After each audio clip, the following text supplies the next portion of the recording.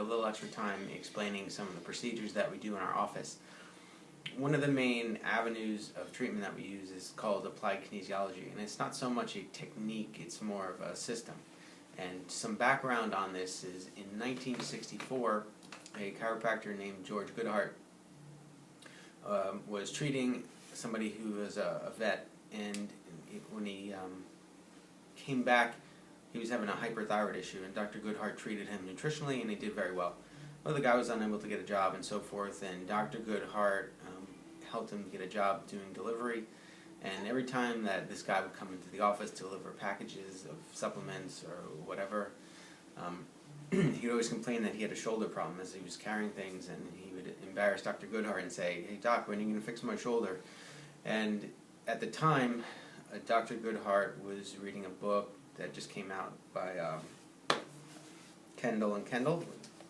This is an updated version of that, about muscle testing and function, and mostly for purpose of disability and so forth, but he was looking at it from a more functional aspect. And one day he brought him back into the treatment room to look at his shoulder, and what he found was that this guy had a winging of the scapula, meaning when the scapula kind of wings off of the back like that. It is very unstable because the scapula needs to support the arm onto the rib cage. So after he's reading this book, he started to, he knew that that was a problem with the serratus anterior muscle.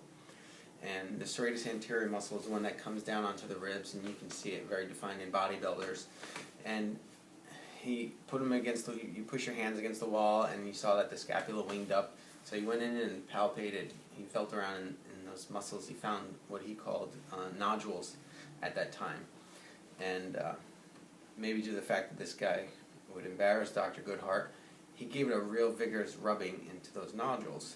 And then when he got him up, he had him press the wall again, and he found that the scapula didn't wing off the back anymore, and the guy was able to have his shoulder problem gone immediately, as that was the only muscle involved, and it never came back. So that was the beginning of what was called Applied Kinesiology, and the rubbing of the muscle was called OK, or Original Kinesiology Technique at that time.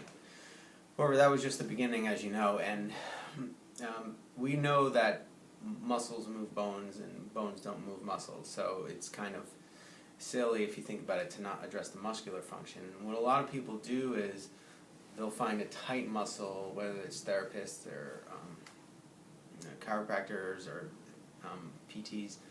They'll treat the tight muscle, and that'll feel great, but a lot of times it doesn't do too much for the individual. Oftentimes when there's a tight muscle, there's going to be a weak, or what we call an inhibited muscle, and if you find the weak or inhibited muscle, that's where we usually choose to work from.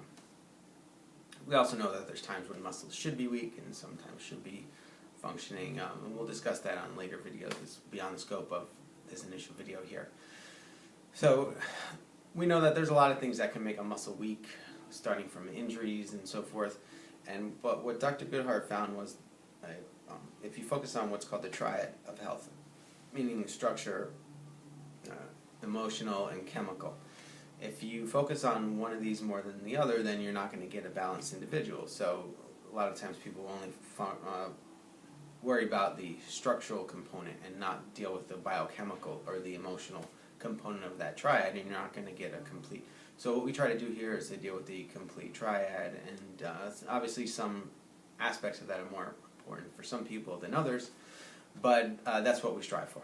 And in 1966, Dr. Goodhart wrote a paper on how acupuncture meridians can affect muscle function as well, and he was one of the first people to bring that into the U.S. It wasn't very well received at that time because it wasn't very popular therapy. But he found that you can use acupuncture, whether it be needling or tapping different meridian points to help reduce pain or increase organ function, and it worked very well. And it wasn't until 1971 where acupuncture became more popular at that time, where there was a reporter from the New York Times who went to, I think it was Japan. He had to get his appendix out, and the only anesthesia that was used was acupuncture needles, and he wrote something on it. It became kind of popular in the 1970s, and then he republished that work in 1971 after that, and it became part of the applied kinesiology model, is to use these acupuncture meridians. And Dr. Goodhart also found that there was an organ-muscle relationship that often, as an example, the deltoid muscle here is related to the lung meridian. And if you rub these certain reflexes, discovered by an osteopath named Chapman, that it would increase parasympathetic function to the organ as well. And these are all very interesting, and he started teaching things in the 1970s, and in 1974, Dr. Goodhart made a discovery, and that was called therapy localization.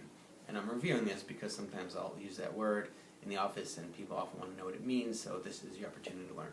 So therapy localization can change muscle function, and it doesn't tell you what's wrong, it tells you where something's wrong. So if there's a weak muscle and I have the patient therapy localize a region and that changes function, that means that something's wrong there. Or if there's a strong muscle and we therapy localize something and it creates weakness, then that's called a positive therapy localization challenge. What all these things are about is receptor-based activities. So we're doing some sort of treatment, whether it's nutritional or emotional or structural, to activate receptors, because these receptors, whether it be pain or pressure or vibration or light, all these receptors, taste, will affect the brain. And that's what it's really about, is affecting brain function. We want to improve brain function, and some of the main inputs into the brain are from muscle spindles. So we obviously will have better function brain-wise if we have more symmetrical neurological function through our muscular system. Okay, and so he taught a group of doctors, which they called the Dirty Dozen, which was named after a movie that came out in 1967, which was popular. And so I've had the privilege of training under several of these people who trained under Dr. Goodhart, and everyone's got a different spin. And in 1980, Dr. Goodhart became the first sanctioned chiropractor for the Olympics, and in 1980 was, maybe the greatest Winter Olympics of all time for the U.S. as the hockey team won the gold. But he was the first sanctioned Olympic chiropractor, which was pretty exciting for him at the time. And some of the people that studied under Dr. Goodhart started delving more into the neurological aspect of it. Dr. Walter Schmidt and Dr. Richard Belli, to name a few, and there are several others, Dr. Freeland. Anyway, Dr. Walter Schmidt, who I've been able to study under, came out with a hierarchy, because in applied kinesiology there's so many different techniques that you can do, and they're all great and they all work. It's just a matter of what's the most important to do at that time. There's no shortage of things to do with the patient to make them healthier. You could work on somebody for years and years and never do the same technique.